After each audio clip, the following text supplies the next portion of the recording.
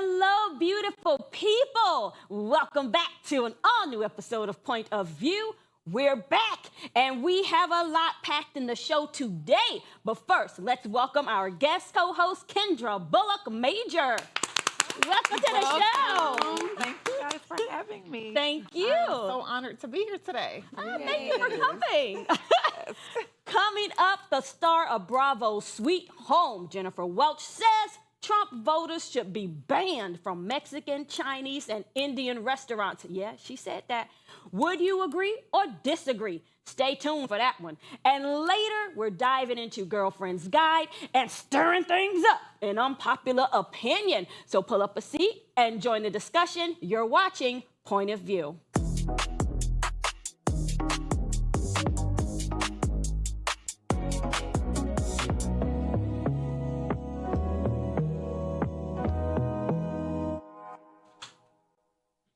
In a recent and very intense rant, former Bravo star Jennifer Welch had a lot to say about President Donald Trump, okay?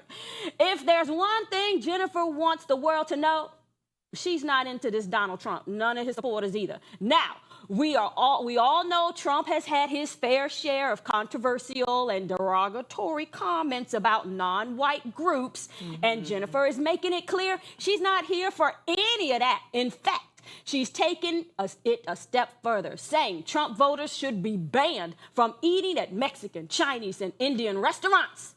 Take a look. In your public positioning, if you're going to belittle and be a bigot and demean and try to make these spaces, public spaces, less safe for our fellow Americans because you're so broken, you don't get to listen to gay music. You don't get to listen to black music. You don't get to go to basketball games. Quit watching football. Quit eating at Mexican restaurants. You go to Cracker Barrel. Ooh, not Cracker Barrel. Yeah, but the Cracker Barrel, She said, just like stick she with said, that. I'm with my girl. What y'all think?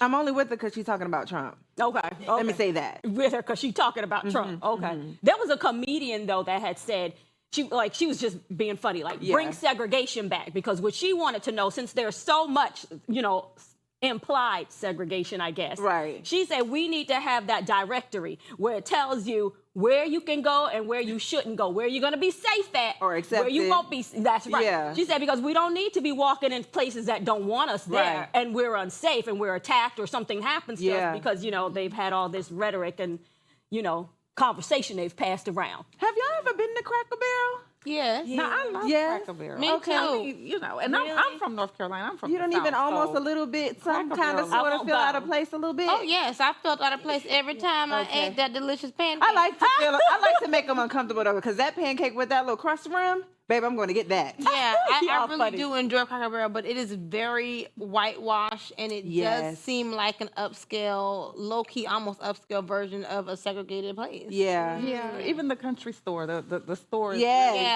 It's quite Dixie. called the country store, but yeah, it's Quite a little Dixie. different. Yeah, Yeah. But I do love myself some A lot of people Cracker do. Barrel. Yeah. Okay, yeah, I know it. Even though I do love Cracker Barrel, I'm not gonna lie, there has been something in recent years that just stopped me from going, and it just organically happened. Could it be the Dixie?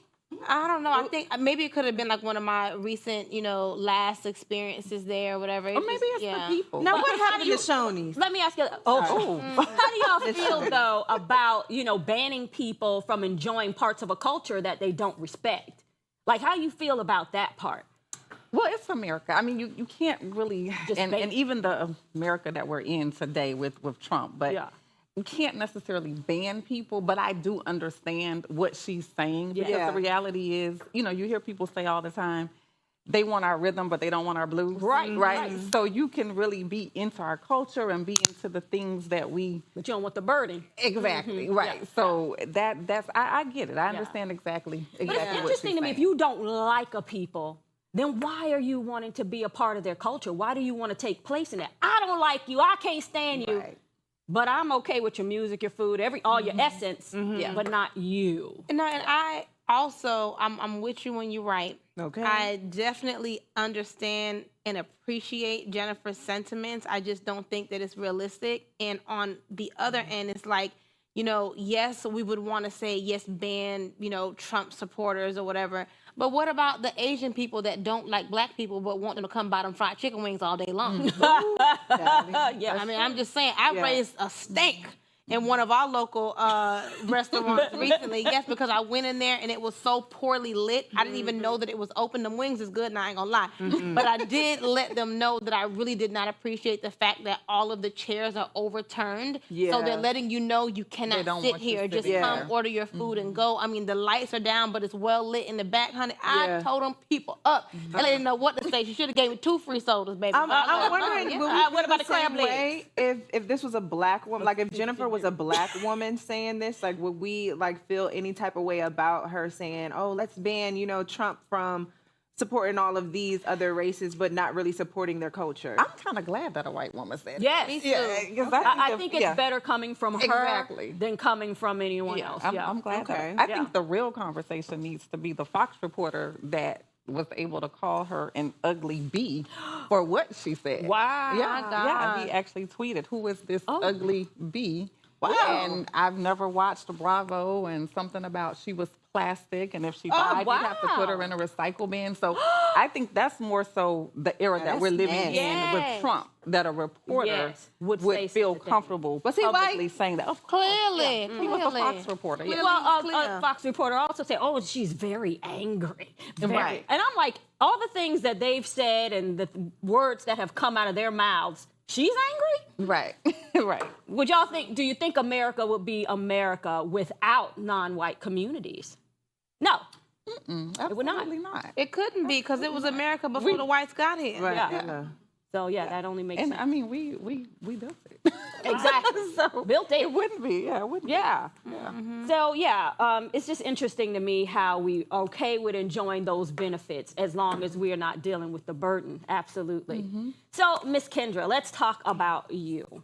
Okay. You are one of the very few African American women to own a major sports property. Okay, y'all give it up. That's a big deal. Right? Yes. Thank you. Congratulations. Serving as Chief Executive Officer of the Orange Blossom Classic. Okay, tell us about that. It's exciting on most days, but never a dull moment for sure. The Orange Blossom Classic was a game that actually started back in 1933, ran until 1978. Wow. And I was intrigued by the game, just coming from North Carolina, grew up around historically black colleges and universities with my family, graduating. My mom graduated from Shaw, my sister graduating from North Carolina Central, came to Florida. And of course, my dad being a huge Marching 100 fan, so all I knew about at that point was FAMU. Okay. But then all I heard about was University of Miami and Florida State and University of Central Florida. So it was like, well, where's the HBCU culture? Yeah. Where is that thing that I grew up with? And so that was an opportunity to start researching it, and ended up bringing it back. Didn't know that I was going to be one of few women, one of 2 actually in the country to do it, to own the rights to a sports property. But that's just how it ended up panning out, and here we are. That's awesome. That is awesome. When we think back on Jennifer's statement, when it comes to sports, how have people of color shaped and influenced those industries? Well, so interestingly with this, the history of the Orange Blossom Classic is that the game was started because from 1933 to 1978, we were dealing with segregation. Yeah. So we could not play at those predominantly white institutions. But naturally, we were the most athletic, the most gifted. Unfortunately, they just didn't know that. They didn't think that we had the mental capacity to be a quarterback or to play certain sports. Yeah. So the game eventually went away after integration, and that's when they started taking notice of our talent and started poaching our athletes to come to PWIs. So that's how our talent left our HBCUs. So now, fast forward to here we are. When we started the game back in 2021, we started with FAMU and Jackson State. Jackson State, of course, was Deion Sanders' first coaching debut.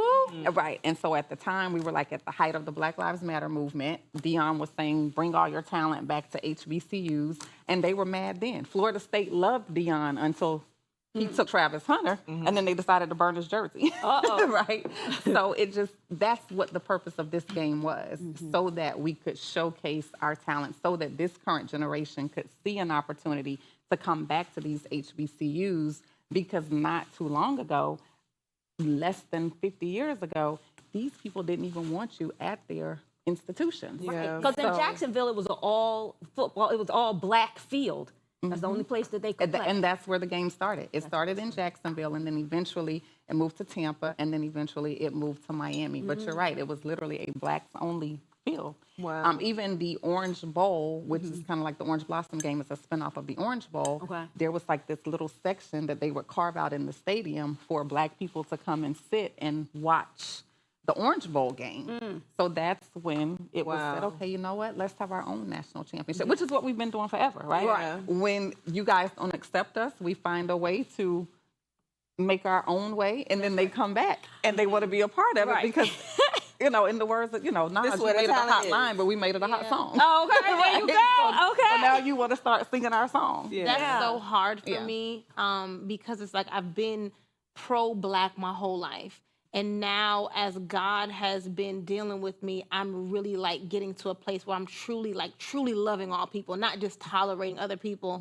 And so now it's just like, sometimes as you get deeper in history, it's just like, dang, you don't want to be black and white. You know what I'm saying? You don't want to be black and other, but it's just like, they want our dollar, they want our jeans, they want our talent. Like, oh, Jesus, be with me, Lord.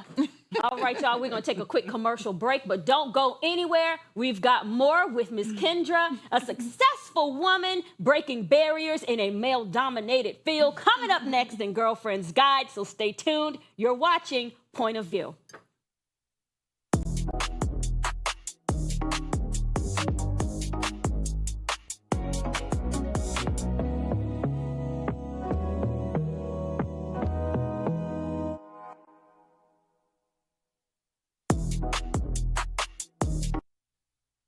Hey y'all, thanks so much for joining us on this commercial break. I got a question for y'all at home and for us at the table. So name something extremely unhygienic, but everyone seems to do it anyway. Where y'all at with it? Spitting. Spitting. Like that nasty. From way down in the back of the throat. Spit. Oh, all the way from the gut. I hate when I see that, or I hate when I see. This is mostly for me just partying, hanging out downtown.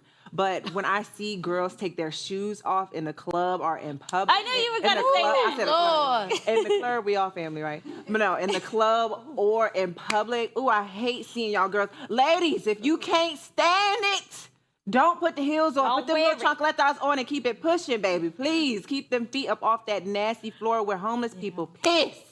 No, not the homeless people, because the people with homes be doing it too. But one thing that I want to say that I think is unhygienic is people no longer wearing masks in tight places. Like I low-key feel like I've been so many places where I'm like, I wish we were still wearing masks, especially they threw COVID away. They said COVID is a thing of the past. Like, people are just away. Everywhere I go, I feel like people are hawking and coughing, and it's just like, oh my God, stay home. Somebody sneezing, I want to run up. Oh yeah, as soon as I hear it, I'm like, right. Please, no. I don't want none of that. Right. I knew you were going to say the feet, walking barefoot. Yes, girl, I hate when I see people walking around barefoot. But listen, if y'all got anything that y'all think is unhygienic, but people do it anyway, drop it down in our comments and we're going to get back to the show.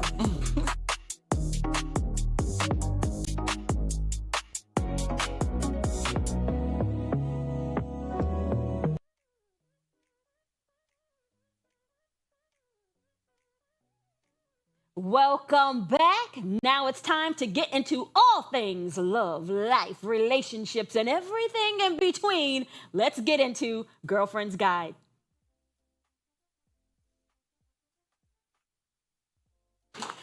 Before the break, we talked about Miss Kendra, one of the very few African-American women, too, you said, right? Leading a major sports property as CEO of the Orange Blossom Classic, airing on ESPN, y'all. Woo!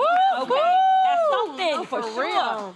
An accomplishment, my gosh, in an industry dominated by men. Her success speaks volumes about strength, resilience, and breaking barriers. So now, Let's talk about it. What does it really take to thrive as a strong woman in a male-dominated field?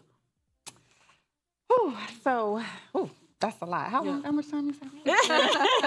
Well, first of all, you got to know what you're talking about. Yeah. Right. I mean, they will pick you apart, especially sports. Right. Okay. Because the assumption is that we're not supposed to know about sports. So when I walk into a room and I start having conversations, the minute they actually understand, like, oh wow, she knows what she's talking about, it becomes intriguing. So then that turns into Like, let me see how much you know. Right. How much do you really know? So now you're on the hot seat, right? So it's like it could go either way. So now you're asking me even more questions. Or sometimes there are people that genuinely want to help because they see me as a woman who's in this space. And there are some men who are not intimidated. There are some men who welcome that and say, okay, let me see what I can do in order to help open this door or in order to direct you here. So it's a mixed bag. Now, there are some who absolutely not. They feel threatened. But I think, and I don't want to turn this into a man-woman conversation, but that's how we see They do it all the time. Right. But it is, That's, you have some men who can handle a very strong woman, right, when it comes to relationships. Right. And they're all in. Like, yes, babe, I want They love this your for confidence. you. Right. Yes. And then you have some that are a little intimidated and prefer that you kind of dial back and dumb yourself down a bit. So it works the same way in business as well. So the main thing is knowing what you're talking about, being willing to learn from them as well. So what I tell people, if you see me at like a sports conference or you see me, oftentimes I'm not really around the women. My conversations are mostly with the men because I want to know what you know. Right? I'm trying to learn something. Right. So I want to know what you guys are talking about in the locker room, so to speak, so that when I go into the next room, I can have very similar conversations. It doesn't help me to, sit around with other women talking about how difficult things are for us. Right. We're not getting anywhere. So let me transition over here. Then I'm going to come back to this circle and see what I can do to help you guys out, help us all out. So that's the approach that I take. And again, it could be a mixed bag. It goes either way. But as long as you're prepared, know what you're talking about, at some point they have to respect it. Sounds like confidence plays a huge role in that too. Sure. Absolutely. Yeah. And being prepared is what helps with confidence. And having mentors. I mean, I tell people all the time, I don't care how successful you are, you've got to have a mentor. My mentor has a mentor. There's always somebody out there that knows more. That you can learn from. Yep.